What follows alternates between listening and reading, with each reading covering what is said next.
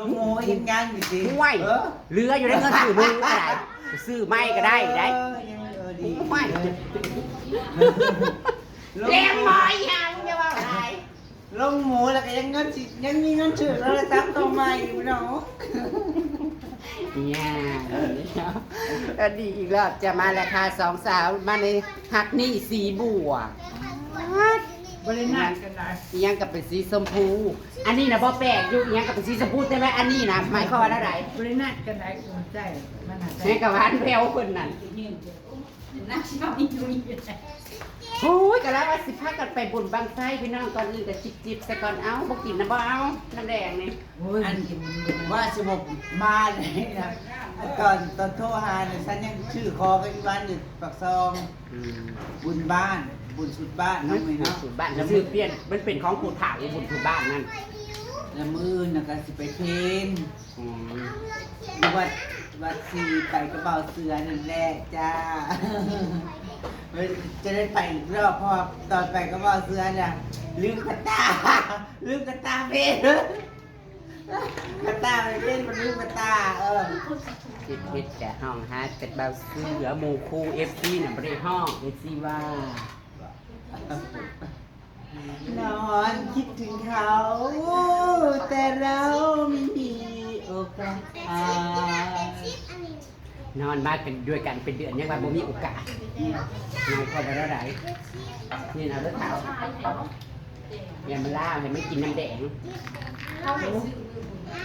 หลอกไปเบิ่งว่าไฟรถแห่เขา อันนี้ก็บริเมาดอกพี่น้องหน้ากับกินด้วยกันอยู่มันเงียบก้อนเดี๋ยวเราคิด1% 2% เป็นละลายกับเมาแบบปวดกระโตก มันมักจะปวดกินแล้วมันปวด แต่ว่าถ้าเมื่อกินมันบริเมาคือเบียร์ จะซื่อเยี่ยมแม่แค่นี้ ไม่ได้มันก็รสผลไม้ นั่งตำตีนขาพี่น้องเฮ็ดอะไรคือเราเนี่ยไอ้ต่าง มันก็มันเปื่อยนั่นแหละแต่กระดูกจะคือว่าดูแล้ว เด็กจะมาตุ่มจักเป็นกระดูกโบน เขาจูดกินเบิร์ดมันจะกระดูกมันเปื่อยโคตรโพ ไม่ได้กินยังเลย มันสมาเอาแค่นี้ บุญแหละบุญบางไฟกับบริไก่ดอกย่อง บ่เบียร์นะพญาคาเลือกกินเบิร์ดมันนี่แค่นะเท้า บุญบางไฟมองที่ไปนี่ก็มองที่ไปคุดแม่ขนุนเขาเบาเกลืออะไรพี่น้องมองที่จะบนไปคุดแม่ขนุนนี่แหละทั้งนี้แหละน้อยออกผ่าน มองซาร่าใหญ่ๆค่ะ ไปจักน้ำดอกเคยไปครับ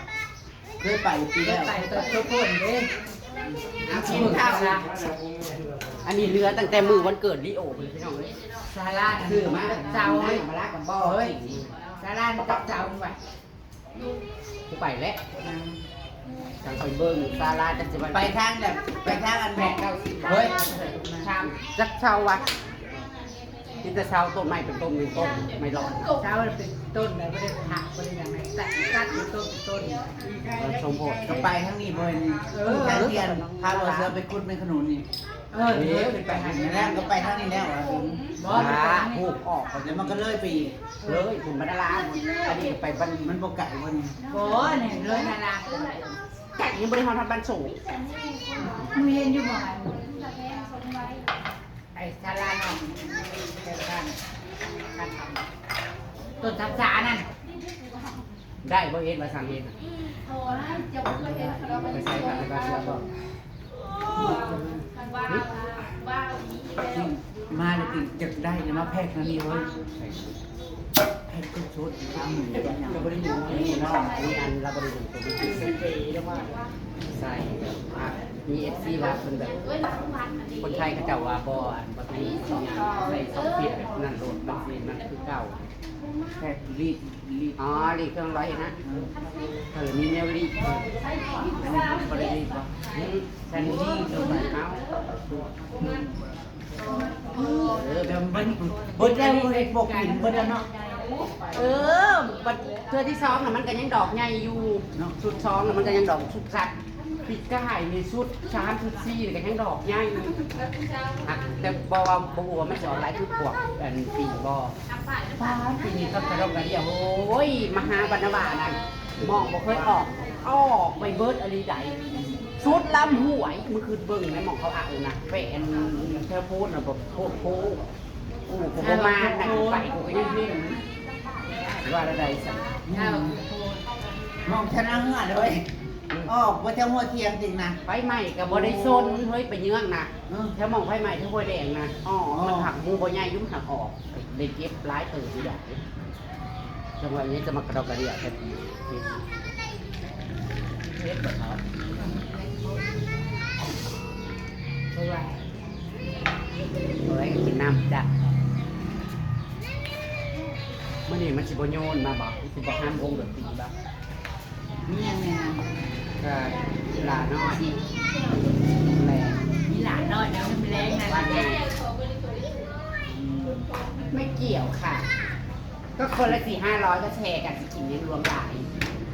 อ้าวขายเป็นลำก็เป็นร้านกระเชกันกับ1,000 กว่าบาท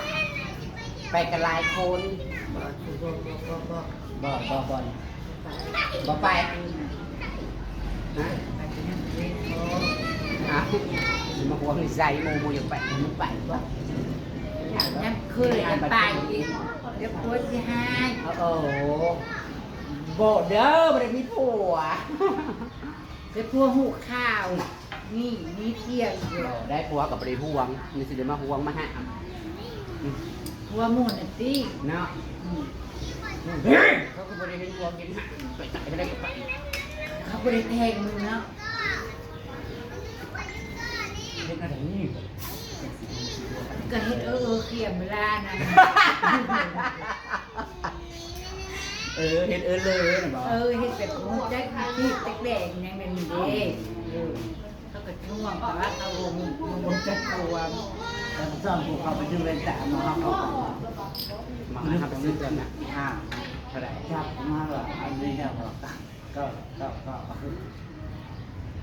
แท้เหมือนมันรู้มันก็ไปงานไปทางเตอเนาะมันกระแจ้งมันขาดแต่มันบ่เหลื่อมตาเนี่ย มันคือมีฟิล์มอยู่ในลายของสีลายมัน กระสมจานะอีนี่เสียไปใส่อีกแล้วค่ะเราต้องเลยหุ้ยเสียแสงตาเท่าเอาใจเข้าไปกันนั่นเนี่ยคือสาวปี ที่ คื คือ อกุ๊บ ใหญ่แล้วหัวพระกระจอนแล้วนะ มาสอนเยอะนะ นี่เดี๋ยวจะไม่เป็นอันคา มองเขาปืนเนี่ยเรื่องข้อเนี่ย เอาคือมาสอนพี่จ้ะคือทางนาเขาอีช่วงเขาจะ คือบ้าจีน่าสวยไหม เหมือนจะสวยแบบนี้นะเหมือนจะสวย พยายามสวย มันก็โอเคเลยนะมันก็แนมเพลงไก่เลยเนาะ มันแบบมันบ่เหลื่อมตา ก็สมราคาแล้วนะ สวยเลยนะแต่ละคนอย่างกลุ่มทีมออกเลยทีเกือบมันตกหน้าเลย แต่ทำไมบ่ ตกเก้าเลยนะ แต่มันเชื่อ ทีไม่ออกก็ได้เห็นว่ามันตกน้ ทุกเนาแว่นกับเนาทุกคนแหละ ำตกน้ำจานอ่ะเป็นตึกได้มันแต่ว่ามันได้แค่ไหนอายุอีเท่าแค่แก้มนะ นักก็ออกไปหาปอบเหลือพาแถวนั้นโอ้ยตีสนิ เดี๋ ท ยวจะไปนั่งน้ำไฟนี่จะไปยู่ใช่ตอนแรกว่าจะช่วยหมอหอยมีตัวหนัง โอ้ยออกไปหน่อยอื้อธรรมดาปอบเหลือเข้าไปโลดงามป่านนี้แค่ยัง คือถามแล้วนะ ขนาดกีฬาเห็นยังว่า หาปิกนิกกันเนาะ แล้วใครนะเอาคนบนในคู่ถาม นั่งยังใกล้ๆรถแห่แล้วก็เต้น มีรถแห่มาไหม รถแห่รถแห่เครื่องเสียงรถให้รถมันก็เอามาเต้นวงได้ เพื่อน เอามา คาก็ไปดังเลิก แล้วคนก็สิถามว่าอันนี้คืออะไรอยู่ไทยบ่มีเนาะ ว้าวก็มีเบิดนั่นแหละ มันก็น่าจะนำเข้าประเทศไทย ใช่ไหมมันมี ก็มีแต่ว่าเสมอดี เนาะ Summer Spy มือพี่ ม คุณนายพรทองว่าก็เราก็ได้กินอันนรกเผ็ดๆแล้วกันคิดให้มันเมาๆแล้วก็จังออก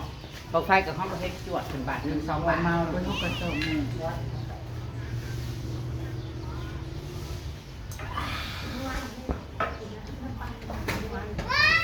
ห้องเล่นเอาไปใหญ่เป็นหยังมาดิฮะบัจจอก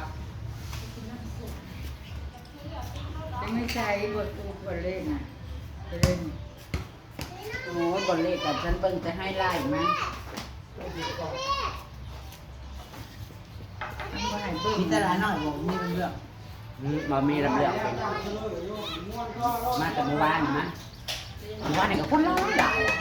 เขาจูดแต่เมื่อวานนี่คนขายคนซื้อรถเมื่อวานขนาดเมื่อวานนี่ก็รถมันเป็นที่มื่อนี้แห้งได้ลังออกจากบ้านได้บ้านยาทางนี้กับพ่อทางนี้กับพ่อทางนี้เลยรวยลงมาจากบนช่องนี้ใครจะมาเดินน่ะมันกว้างแค่นั้นนะเดินเขาเป ไม่ ล่ ให้กูดเมื่อไปมองใดเรื่องอะไรต้นบริมีเดา ไปต่อใจปุ่นลัง กู้ได้ปะ อ่ะอีวอนเนี่ย นี่นะ ถ้าไปโยกในสายจังหวะมันมีโคนนี่ ตุ๊กตา โคตรกระตุกได้กินนี่ เบิ่งไม่ได้ อันนี้ก็3 ผีนะจ๊ะ3 ผีจะเอาไปเบิ่งบังไฟมาลองบังไฟตำดาบนะจ๊ะโสดเหรอ สูตรสุดค่ะเธอก็สูตร เธอนะเธอก็โสดบ่ว่าบ่อยากดังได้เอ้ยโสดได้ โสดจ้าโสดค่ะโสดพร้อมจ้า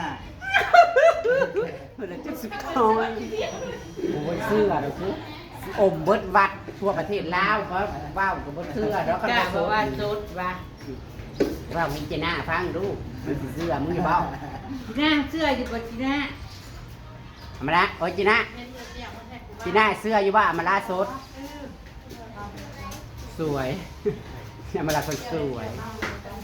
เนี่ยมาลาคนสวยอันนี้จำตอนไปเบิ่งบังไฟกันแล้วกันค่ะพี่น้องค่ะ2 สาวดาวยั่ว3เหรอ3 สาวดาวตกค่ะ จะเติมไปก็เข้าไปก่อน